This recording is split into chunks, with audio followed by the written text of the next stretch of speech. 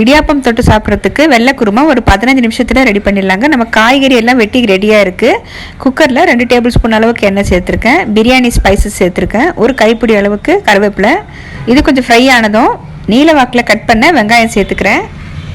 வெங்காயம் கொஞ்சம் லைட்டாக கலர் மாறட்டும். காரத்துக்கு 3 பச்சை மிளகாய் சேர்த்துருக்கேன்.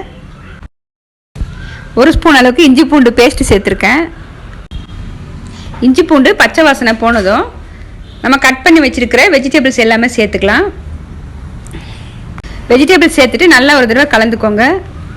இந்த குருமாவுக்கு தேவையான அளவுக்கு உப்பு சேர்த்துக்கிறேன்.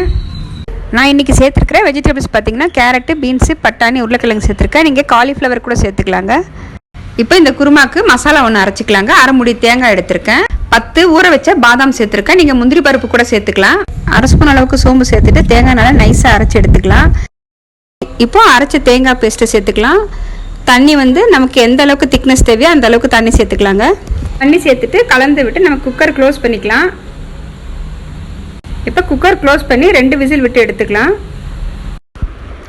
இப்போ ஒயிட் குருமா பார்த்தீங்கன்னா ரெடி ஆயிடுச்சுங்க. இப்போ செய்யக்கூடிய பிரேக்ஃபாஸ்ட் ரெசிபிஸ் அப்லோட் பண்ணியிருக்கேன். மில்லட் ரெசிபிஸும் இருக்குது.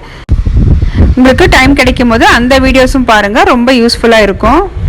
இடியாப்பத்துக்கு தேங்காய் பாலும் ரெடி பண்ணியிருக்கேன். இந்த டிஃபன் காம்போ ரெசிபி உங்களுக்கு பிடிச்சிருந்ததுன்னா நம்ம சித்ராஸ் குக்கிங் ஃபீஸ்ட் சேனலை சப்ஸ்கிரைப் பண்ணிக்கோங்க.